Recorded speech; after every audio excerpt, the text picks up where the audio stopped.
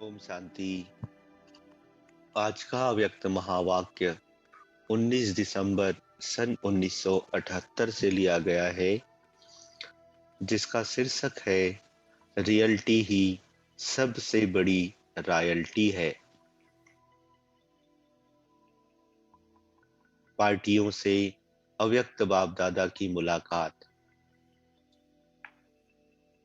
बाप दादा हर बच्चे को सर्वश्रेष्ठ आत्मा के रूप में देखते हैं, क्योंकि विश्व के अंदर कितनी भी श्रेष्ठ आत्माएं हैं, लेकिन आपके आगे क्या है? तुच्छ, अर्थात कुछ भी नहीं। जो आत्माएं अपने अविनाशी बाप की विशेष रचना स्वर्ग के अधिकारी नहीं बन सकती, तो क्या हुई? जो बच्चा बाप के प्रॉपर्टी के अधिकार से वंचित रह जाए, तो वह क्या हुआ? तो कितनी भी आजकल की नामी ग्रामी आत्माएं हैं, लेकिन आपके श्रेष्ठ प्राप्ति के आगे कुछ भी नहीं है, तो सबसे श्रेष्ठ हुए ना।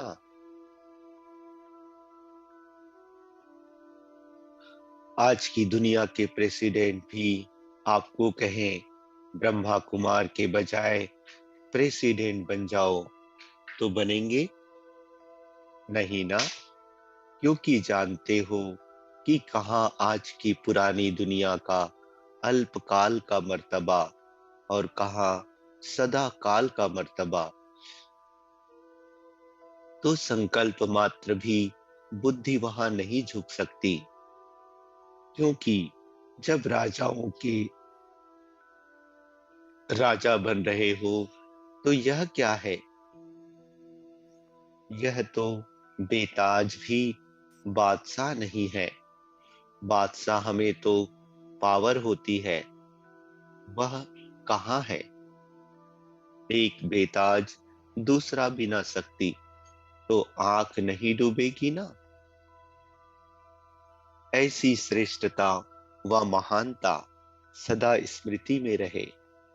सदा स्मृति स्वरूप रहने से सर्व प्राप्ति का अनुभव कर सकेंगे। थोड़े में राजी होने वाले नहीं। थोड़े में राजी कौन होते हैं? भक्त। तो भक्त तो नहीं होना, अधिकारी होना।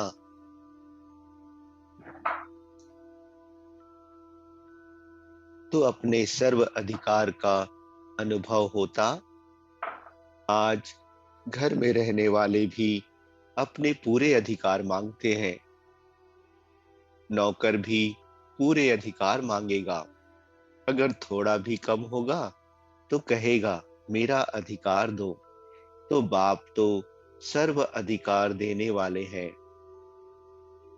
तो सर्व अधिकार प्राप्त करो। भक्त नहीं, लेकिन अधिकारी बनो।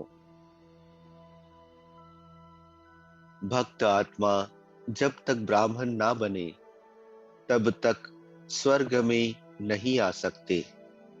भक्त से ब्राह्मण बनना पड़े, फिर ब्राह्मण से देवता बने।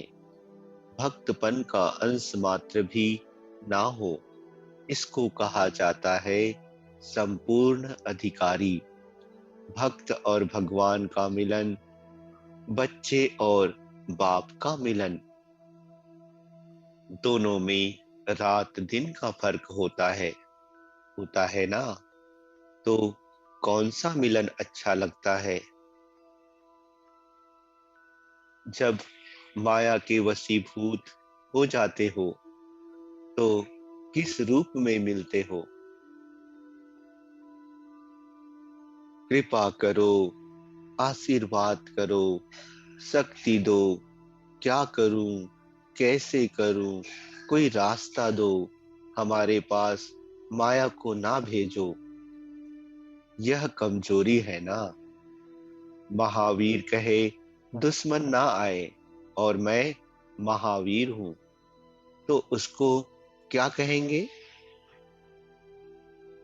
महावीर तो दुश्मन का आह्वान करते हैं कि आओ और हम विजयी बने। महावीर पेपर को देख घबराएंगे नहीं, चैलेंज करेंगे, क्योंकि त्रिकालदर्शी होने के कारण जानते हैं कि हम कल्प कल्प के विजयी हैं। अच्छा, राजस्थान और इंदौर जोन की पार्टियों के साथ बाप दादा की पर्सनल मुलाकात। राजस्थान को वरदान बहुत मिला हुआ है। पहले पहले सेवा का साधन गिफ्ट में राजस्थान को मिला। पहला पहला तीर्थ स्थान तो राजस्थान ही हुआ। बाप दादा दोनों का राजस्थान को वरदान है। वरदान फल तो जरूर देगा ही, लेकिन किस समय देगा वह समय देख रहे हैं। मेले के साथ साथ विशेष रूप से ऐसा वातावरण बनाओ जैसे चुंबक सबको अपनी तरफ आकर्षित कर लेता है। ऐसे रूहानी वातावरण रूहों को अपनी तरफ आकर्षित करे। यह है मेले की सफलता। विशेष अटेंशन रखते हुए हर वर्ग की आत्माओं को इस मेले के साधन द्वारा संपर्क में लाना। साधन बहुत आकर्षण वाला है। साधन का पूरा लाभ उठाओ, सब में आवाज फैल जाए। मेहनत करने से फल जरूर निकलेगा। एक दिन आएगा जरूर जो राजस्थान की संख्या कमाल की लिस्ट में आएगी। सिर्फ इसके लिए परोपकारी बनो।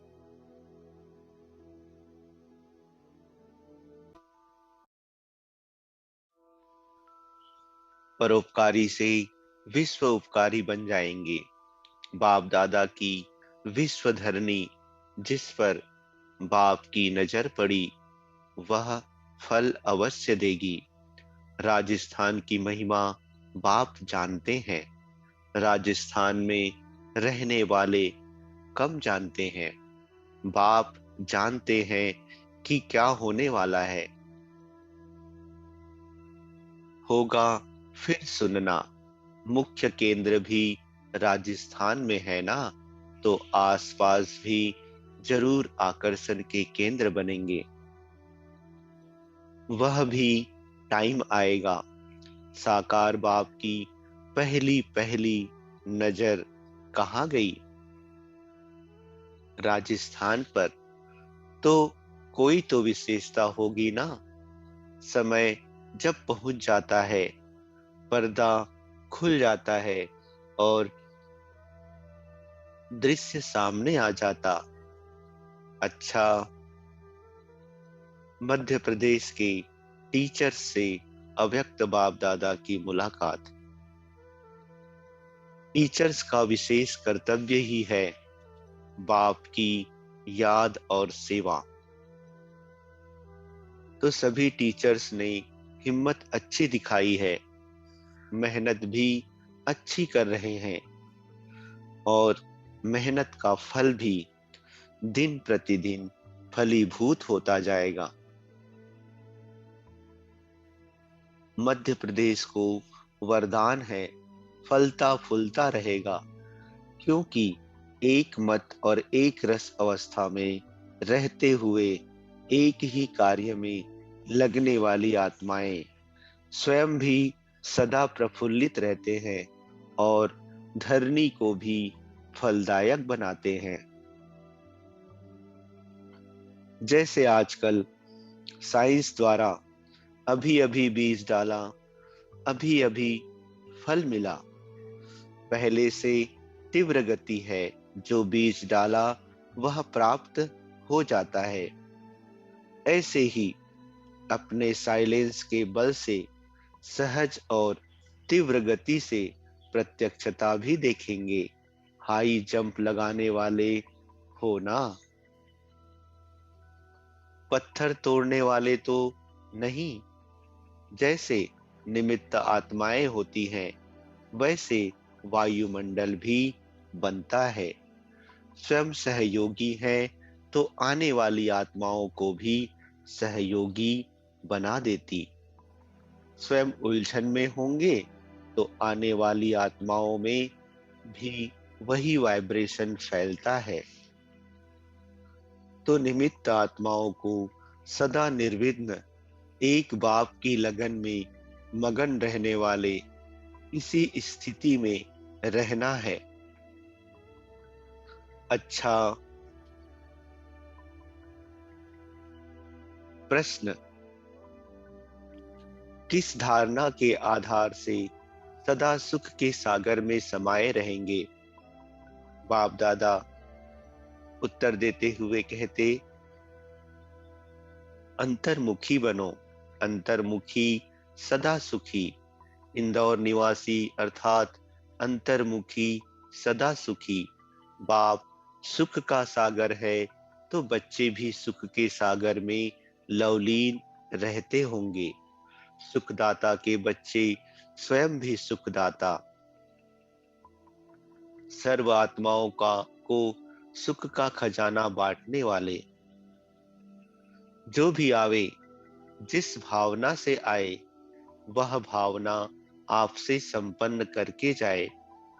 सर्व संपन्न मूर्तियां बनो, जैसे बाप के खजाने में अप्राप्त कोई वस्तु नहीं, वैसे बच्चे भी बाप समान तृप्त आत्मा होंगे। दूसरा प्रश्न, स्थायी नशे में कौन रह सकते हैं? स्थायी नशे में रहने वालों की निशानी क्या होगी? बाप दादा कहते, स्थायी नशे में वही रह सकते जो बाप दादा के दिल तख्त नसीन है।